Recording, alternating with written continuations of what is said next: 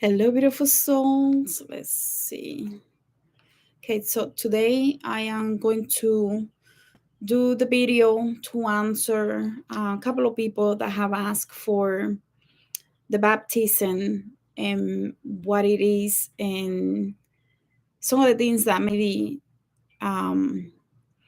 you're wondering about. So just give me a second here. Okay, so let's start just making sure that it is good. All right. So, hello. So, yes, I think this is important. We did a video on understanding what it means. I don't know why my computer is dancing. What it means for what it is the hair refreshment, why is it needed, how to make sure that you pick the right person, and so on. So, let's pretend that you already seen this video about the hair refreshment. And now we're going to talk about 21 divisions, baptism, why it is a transformational process, and why you need to understand really what it is a lua, so that we tend to personify what is a lua. We call the name, we say that they're mothers, daughters, godchildrens of so and so, maybe their nieces and nephew of what another energy, because we need to, in our mind, in our human mind, we need to understand where they fit within the family. But that doesn't mean that it's true. It doesn't mean that they were the father, the son, the mistress, or the lover of an energy. It just means that we're trying to understand where they fit and how they work together. So when we say that, it's important for you to know that, for example, if I say Tinji Danto is the son of so and so, doesn't mean that it is true. It just means that they vibrate at the same frequency. And I just want to make that clear from the beginning, so that I don't lose you through this conversation or in previous conversations. I know sometimes people like, that video that I did on Candelos Edife and Oya, a lot of people don't understand. We're talking about the frequency. So I think it's time for me to clarify that, and I'll be clarifying that and explaining that, so that you can understand this, and maybe take 30 minutes for this conversation here. So I'm not going to try to make it too long, due to other commitments that I have as well.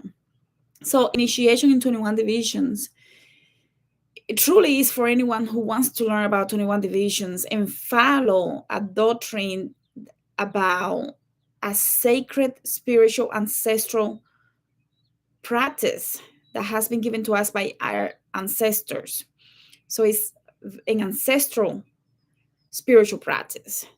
Some people, some Mambo, some Hugans will not initiate you unless you have shown that you could be a horse of the mystery. And this is going to vary from house to house, from lineage to lineage, from societe to societe. So what you hear from one societe doesn't mean that another societe is going to impose the same restrictions on you when you're trying to go through initiation. Some houses will not initiate you unless you have proven that you can be a horse of the mystery. Another house, another societe might be okay with you initiating because you're having interest in the practice. Even though you might not be a horse of the mystery, you could be a plaza, you could be the prayer person that conducts the ceremony, you could be working on making providing a specific spiritual bath, and you need to go through initiation to be able to do that properly. You might be the person that cooks for the ceremonies, and you might go through initiation to agree in this human form that you are going to respect the rules of the house, of the society, that you are going to go into a worship lifestyle where you're actually going to work with the mysteries, even though you might not be mounting them. So there are different things, different reasons for what you could do and what ceremonies can be done depending on your gifts. And in order for the Mambo and Hugan to understand these things, they will have to go through consultations and different things that they will do to see if they want you in their societe, if they want you in their home, in their spiritual home, in their temple, or however they want to call it. So they will be also evaluating you to make sure that you fit in within their societe, within their family, because essentially it is a family. You are saying you want to go into this specific family that you choose to baptize with and learn from them and develop a strong relationship with the members of that societe, as well as with the Mambo and the Hugan, because they become your godparents or your godmother, your godfather, however they calling it in that societe, in that house, in that specific lineage.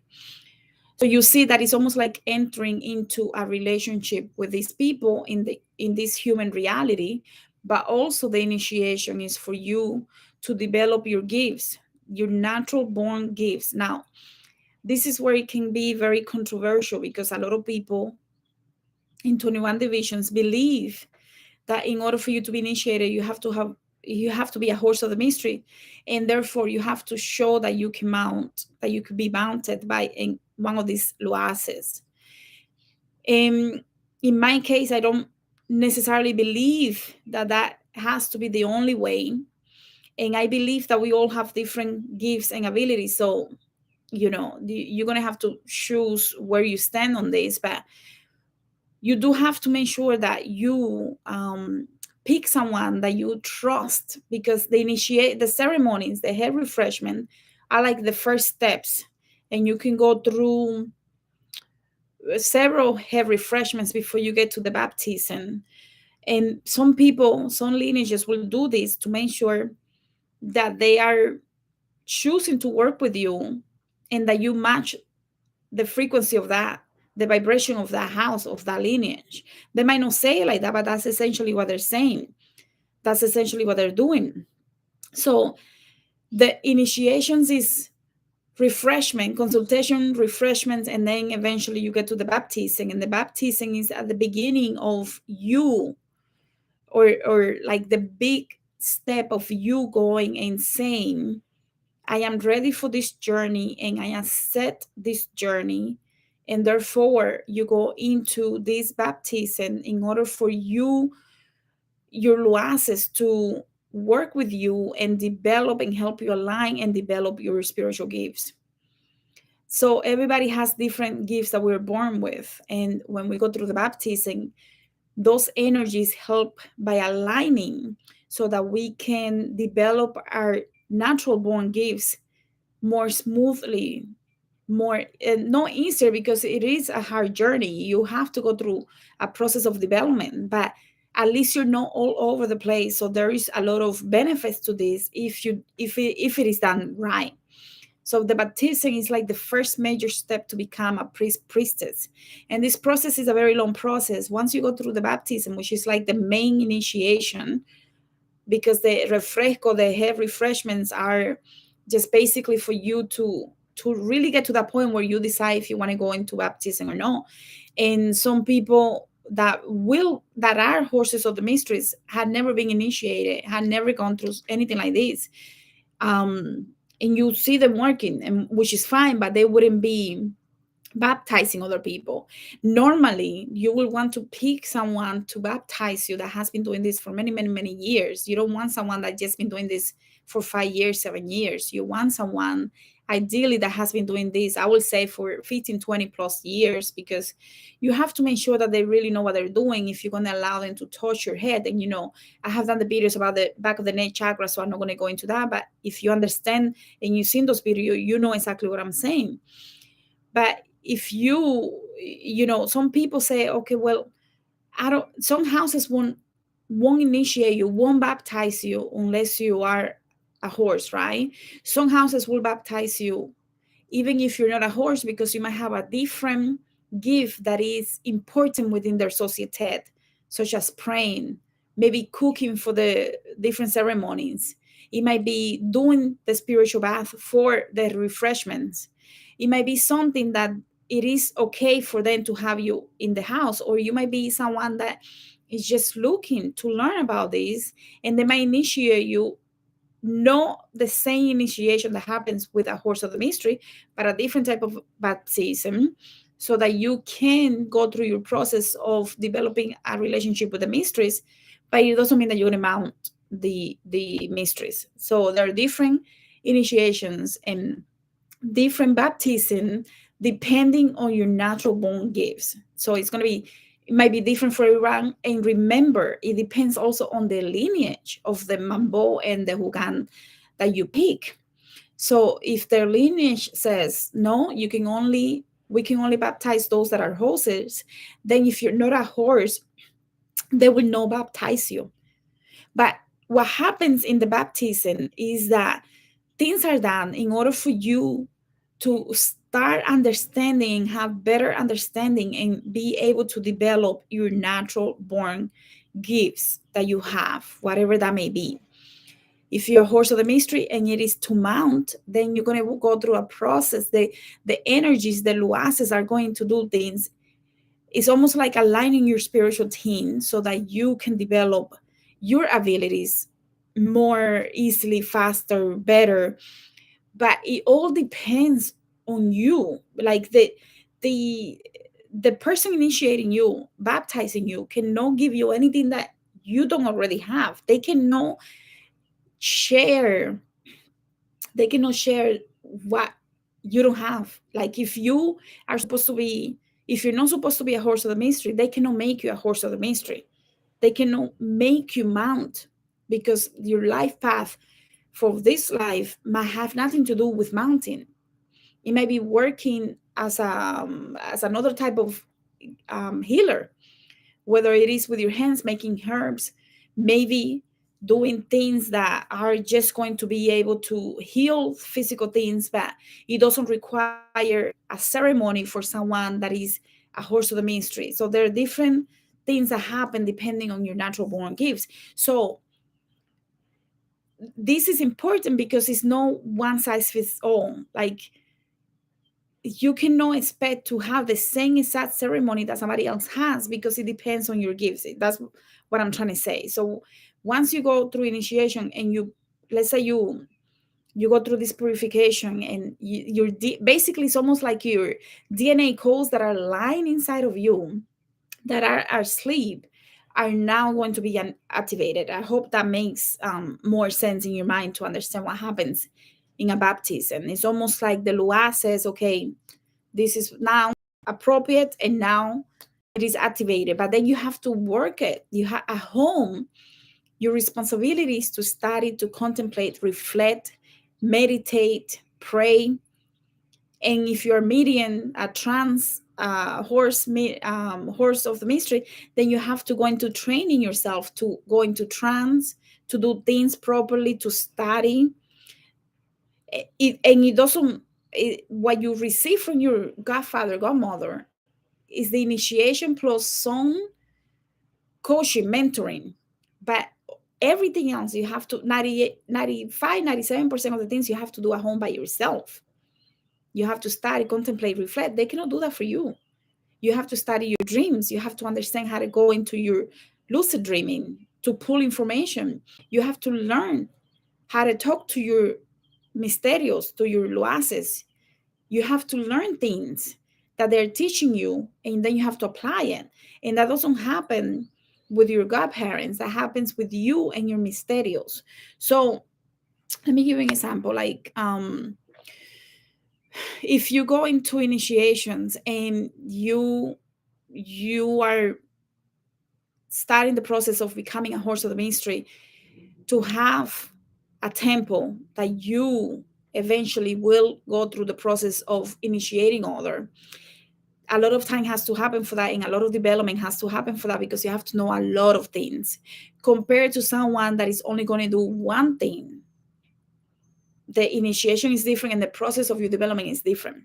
So the baptism helps you align so that you can awaken your natural born gifts that you have, but you have to study yourself, you have to heal yourself, you have to go through your triggers, purify yourself. And the more you do that, the more the Loases sees that you're ready and that you're spiritually maturing to the point where more gifts can be given to you. And those are things that your godparents cannot do. The godparents will give you some information from time to time, but 90+% of the things that have to happen happens with you at home by yourself, in your home, in quiet contemplation time, fasting, praying, doing the right things, understanding and paying attention. So there is a lot of studying of yourself and others and the Loases, the things that they're giving you and so on. So okay, let me just say it this way. So a lot of people, and I have done this too before, because we just want people to be careful, but the reason why it's so important not to pick just anyone is because that person, once that person does work with you on your head, on the back of the neck up, a lot of energy entanglement happens. So the godfather, godmother, Huga, Mambo will not give you something that they don't have, but because of the energy exchange, that there is always an energy exchange between people, there can be an energy exchange that can entangle energy if you pick the wrong person. That's why we're always very careful and always telling people to be careful who they choose, just so that you don't create a lot of misalignment in your life, because that can push you back, that can slow down your development.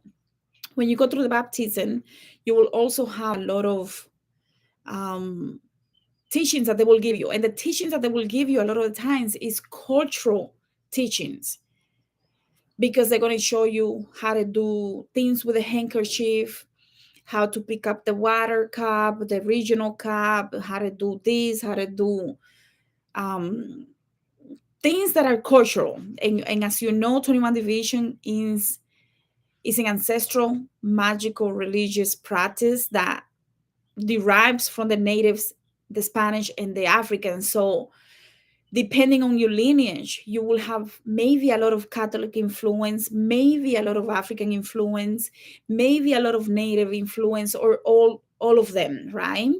So depending on your house, your societe, they might do things a little different than another house. But there are some things that are more like, okay, well, yeah, no, you should have a regional cup. And that cup signifies this, and they're going to teach you those things. But the deep, mysterious work and the secrets that you will receive directly from the Lua. The Lua is going to come and tell you how they want to be served. If you don't know at the beginning, your godparents might give you an idea, but once you receive the Lua and the Lua gives you information, then you have to follow what the Lua tells you, because it might be different than what you have been told by your Hugang and Mambo, Mama Lua, Papa Lua.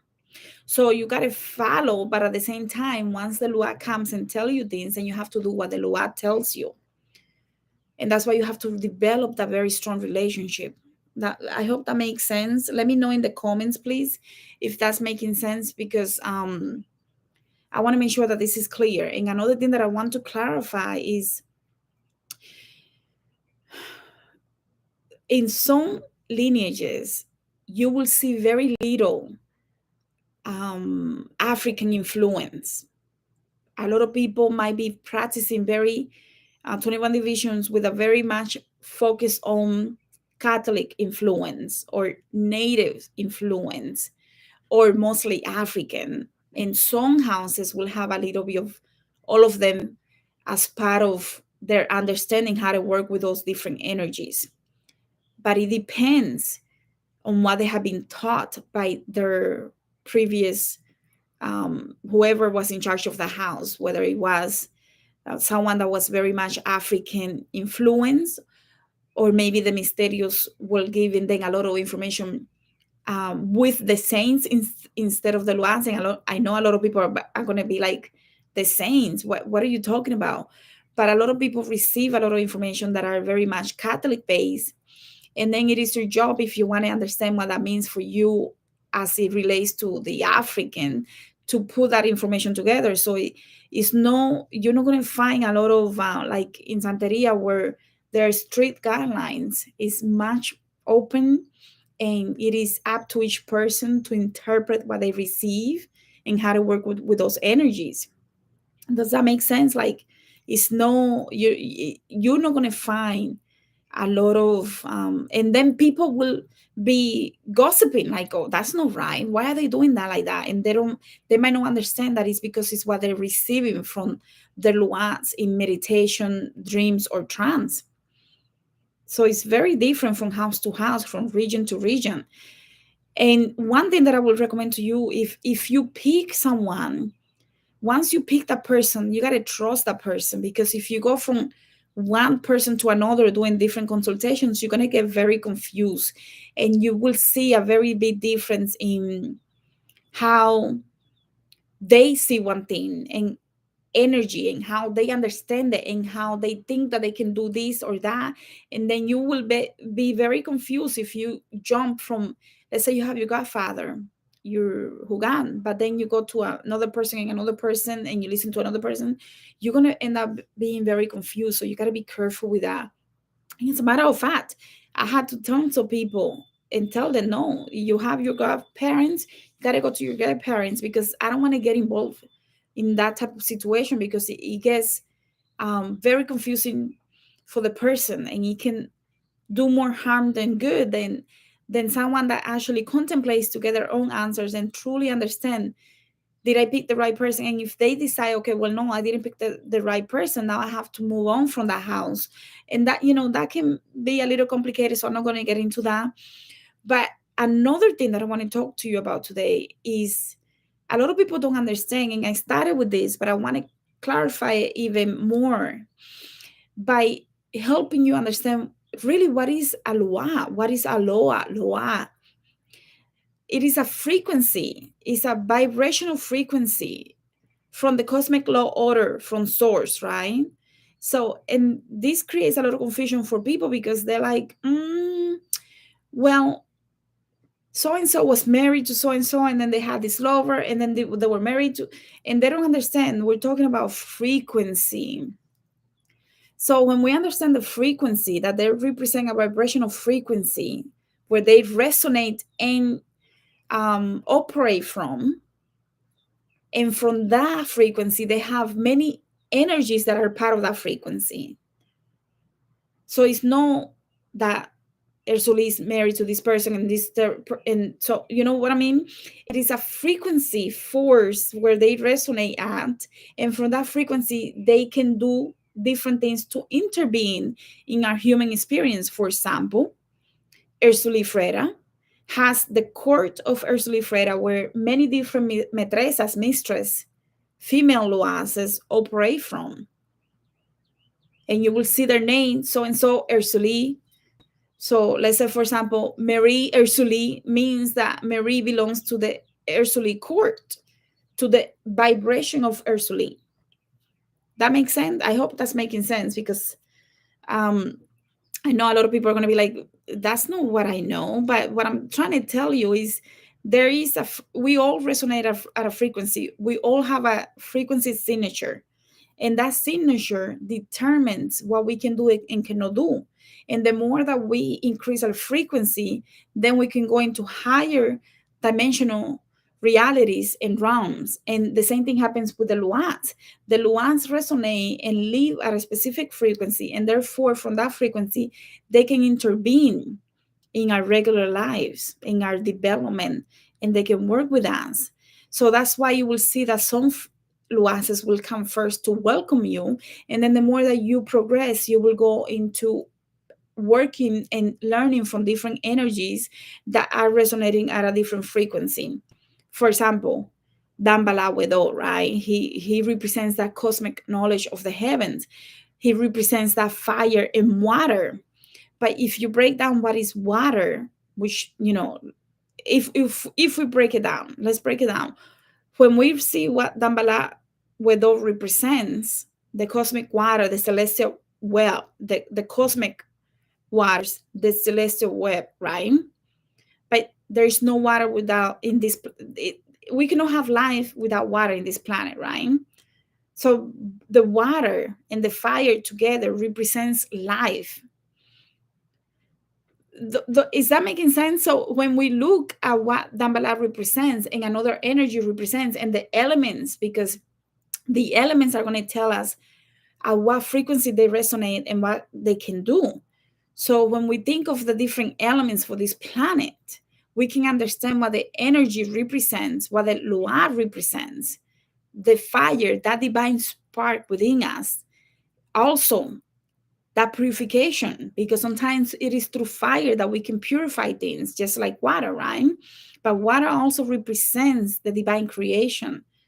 So when we understand the different elements and the different cosmic law orders of the universe, then we can understand better the energy, the luases, and what is their function within us. What is their function and why they have those colors.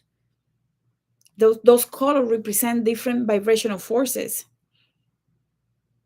So that understanding of what is a loa is important before you go through your development, because once you go through your development, you're going to start pulling a lot of information about so and so was married to so and so, so and so is the daughter of so and so, and you're not understanding what that means in terms of frequency. So I just wanted to give you this just real quick. When we think of the four elements, the fire, the divine spark, water, the divine creation, water and fire together, the divine creation and divine spark. And that's why Dambala has those elements represented within him. But also, earth, we know, is this earth that holds all of these things together. And the air is the expansion of everything that we have here in this web, in this red. It's like a net, the earth, and that air represents the expansion of all these things. So when you look at the different energies and the different luas, you'll be able to understand what they represent and why some energies have different elements. And within those elements, those are vibrational frequencies. For example, an energy like Ursula Freda that has that energy of a lot of water, right? You will see that Ursula Freda has the potential to even come down to lower frequencies and do work from. That's why we can mount her. Where another energy that only resonates at this frequency, for example, let's say Agede energy, cannot go and see things from a higher perspective than where he is, because he's not able to resonate at a higher frequency. So when we understand those elements and what they represent, then we can understand where they are within those frequencies, so that we can understand better why they come to us at specific times, why they're coming in the dreams to teach us what. And we can take this for hours, so I'm not going to do that. I just wanted to do this quick thing to answer that question about the baptism and how to make sure that the baptism is not going to give you anything that you don't have. So don't go into it thinking that you are going to pick up gifts that you didn't have, that you're going to receive things that are magical. It's not like that. The magic is going to happen in your home, in your sleep, in your dream, in your meditation, in your trances. Yeah, yeah, a bad baptism or heavy refreshment, like you said, Nora, is going to be, it can be very dangerous, because you can truly go through this entanglement, and it can take a lot of years. It can make things feel very stuck, and you can end up actually losing job, losing your home, losing people in your life, because energy is so stuck that you might not be resonating at the same frequency as before, and therefore people might fall out of your life. You might lose your job, you might start losing money, you get stuck financially because nothing is moving. When the energy gets stuck in an entanglement, when there is a crossing, you actually are standing still and everything around you is moving. So you're stuck. And because you're stuck, nothing is progressing. And that brings a lot of, um, you can prolong the process of your life path here now by choosing the wrong person, because you're actually went into a process of being stuck, and then somebody else hopefully comes and rescue you and help you get out of stock this stuckness that you might be experiencing. So that's a great point to bring out, because a lot of people don't understand. Sometimes they go through a baptism and they actually um, things. I mean, I know of a case where she just lost, she went through this baptism with this wrong person, lost her husband, they had to get divorced, she lost so much money in the process, she was being attacked constantly, and it was really messed up situation, truly messed up situation, where she was being obsessor spirits were attacking her all the time. So it was really messed up. That was like one of the worst case situations. But I also seen people that are over 50 years old that are just finding out that they have a calling for this. And when they go through a ceremony and they receive the baptism and they start taking this more seriously, they realize, wow, I really was asleep. This is life. This is There is more to life than this reality. And they start waking up and expanding their consciousness. So it can become very beautiful if the people really choose the right mambos and hugans to do this. Just make sure that you pick people that have been doing this for many, many years. So it's not someone new that is just practicing on you, because that can be that can be a huge disaster.